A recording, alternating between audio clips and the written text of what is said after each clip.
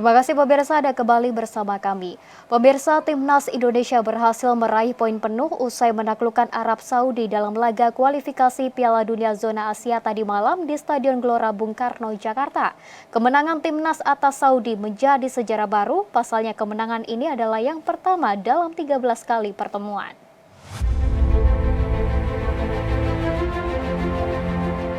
Stadion Gelora Bung Karno tadi malam begitu meriah dan menyala. Sorak-sorai kebahagiaan santer terdengar setelah Timnas Indonesia menang dengan skor 2-0 atas Arab Saudi dalam putaran ketiga kualifikasi Piala Dunia 2026 Zona Asia. Kemenangan Timnas Indonesia tidak lepas dari kerjasama tim dan latihan ekstra keras pelatih Sinteyong. Namun malam itu Marcelino Ferdinand menjadi bintang pahlawan Timnas berkat 2 golnya ke gawang Saudi. Kemenangan Indonesia begitu spesial, selain meraih poin penuh, kemenangan ini adalah pertama kalinya setelah 13 kali pertemuan Indonesia dan Arab Saudi.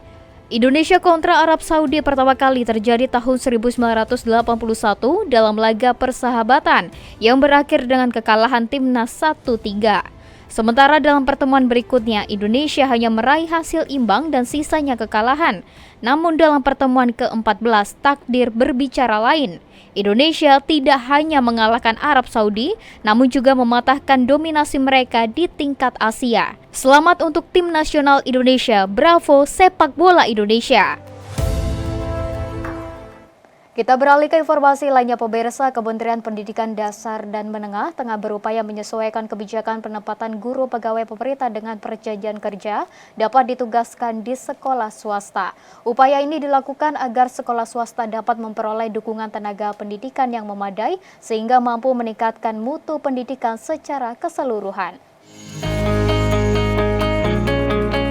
Menteri Pendidikan Dasar dan Menengah Abdul Muti menyatakan pihaknya tengah menunggu tanggapan dari Presiden Prabowo Subianto terkait surat yang diajukan untuk mengevaluasi penempatan guru pegawai pemerintah dengan perjanjian kerja. Surat tersebut ditujukan untuk mengakomodasi aspirasi berbagai organisasi masyarakat dan profesi penyelenggara pendidikan yang meminta agar guru PPPK dapat ditugaskan di sekolah swasta. Abdul Muti menjelaskan persoalan distribusi guru P3K erat kaitannya dengan pelaksanaan Undang-Undang Otonomi Daerah yang memberikan kewenangan kepada pemerintah daerah dalam pengelolaan tenaga pendidikan. Hal ini menyebabkan pemerintah pusat termasuk Kementerian Pendidikan Dasar dan Menengah tidak memiliki wewenang langsung untuk mengatur distribusi tersebut. Kami masih menunggu jawaban surat yang kami kirimkan kepada Presiden, tapi aspirasi yang kami terima dari banyak sekali organisasi, baik organisasi profesi maupun ormas-ormas yang menyelenggarakan pendidikan, saya kira 100% ya,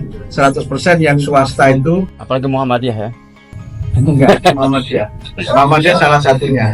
Itu meminta supaya guru-guru P3K itu dapat ditugaskan di sekolah-sekolah swasta. Menurut data Kemendikdasmen, rasio guru di Indonesia secara keseluruhan sudah cukup ideal dengan penempatan 1 guru untuk 15 siswa. Namun distribusi yang tidak merata masih menjadi masalah utama dalam penempatan formasi guru P3K di beberapa sekolah. Untuk itu Kemendikdasmen terus berkoordinasi dengan Komisi 10 DPR RI agar melakukan evaluasi penempatan guru P3K dengan mengidentifikasi sekolah-sekolah yang kekurangan guru, terutama di daerah pemilihan anggota DPR.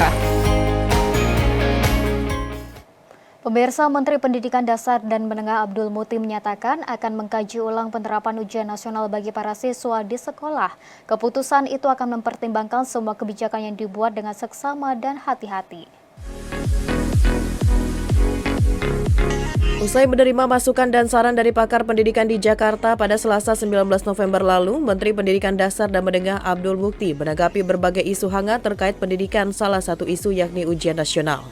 Sebelumnya, ujian nasional sudah resmi dihapuskan pada kepemimpinan Menteri Pendidikan, Kebudayaan, Riset, dan Teknologi Nadiem Makarim. Meski menuai pro dan kontra, Muti menyebut bahwa hingga saat ini pihak Kementerian Pendidikan Dasar dan Menengah masih melakukan kajian terhadap penerapan kembali ujian nasional di sekolah.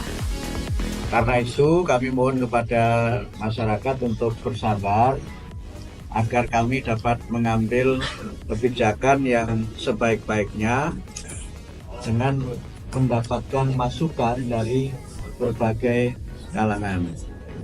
Sehingga kalau tadi saya menyinggung UN ada yang pro ada yang kontra, itu hal yang biasa. Tapi sekali lagi kami belum mengambil kebijakan. Mukti mengatakan, Kemendikdasmen akan mengambil kebijakan pendidikan yang terbaik untuk kepentingan bangsa dan negara. Ia menilai penjaminan mutu pendidikan perangkatnya tidak tunggal. Menurutnya terdapat penjaminan yakni internal dan ada eksternal. Penjaminan mutu internal dilakukan oleh masing-masing satuan pendidikan termasuk di dalamnya menyangkut evaluasi belajar peserta didik di masing-masing satuan pendidikan tersebut. Sementara penjaminan eksternal dilakukan oleh institusi-institusi penjaminan mutu misalnya akreditasi. Soal ujian, apakah itu bernama ujian nasional, ataukah bernama asesmen nasional, ataukah dulu ada Eptanas, itu semuanya kan bagian dari alat ukur mutu pendidikan. Sehingga karena itu semangat dari penyusunan berbagai macam kebijakan itu adalah untuk penjaminan mutu pendidikan baik eksternal maupun internal. Beralih ke informasi lainnya, pemirsa, pendaftaran seleksi pegawai pemerintah dengan perjanjian kerja tahun 2024 telah dibuka. Periode pendaftaran P3K tahap 2 ini dapat dilakukan hingga 31 Desember 2024. Pendaftaran seleksi pegawai pemerintah dengan perjanjian kerja tahun 2024 tahap 2 resmi dibuka per 17 November 2024. Pendaftaran PPPK 2024 tahap 2 dapat dilakukan hingga 31 Desember 2024. Seleksi P3K 2024 tahap 2 hanya diperuntukkan bagi pelamar yang merupakan tenaga non-ASN yang aktif bekerja di instansi pemerintah termasuk lulusan PPG untuk formasi guru di instansi daerah. Sebagaimana termuat dalam Peraturan BKN Nomor 5 Tahun 2024, seleksi P3K tahun ini dilaksanakan melalui 2 tahapan dengan metode Computer Assist Test, yakni seleksi administrasi dan seleksi kompetensi. Seleksi kompetensi dilakukan untuk menilai kesesuaian kompetensi manajerial, kompetensi teknis dan kompetensi sosial kultural yang dimiliki oleh pelamar dengan standar kompetensi jabatan. Pemerintah telah menetapkan formasi besar bagi P3K di tahun 2024 sebesar 1.031.554 dari total 1.280.547 formasi CASN tahun 2024. Besarnya formasi P3K yang dialokasikan tersebut merupakan upaya yang dilakukan pemerintah dalam upaya menyelesaikan penataan tenaga non-ASN di instansi pemerintah, baik pemerintah pusat maupun pemerintah daerah. Untuk mengetahui info P3K gelombang 2 2024, mulai dari jadwal, formasi hingga cara pendaftarannya, Anda dapat dengan mudah mengakses sscasn.bkn.go.id. Pemirsa, kami akan segera kembali dengan informasi lainnya, tetaplah bersama kami.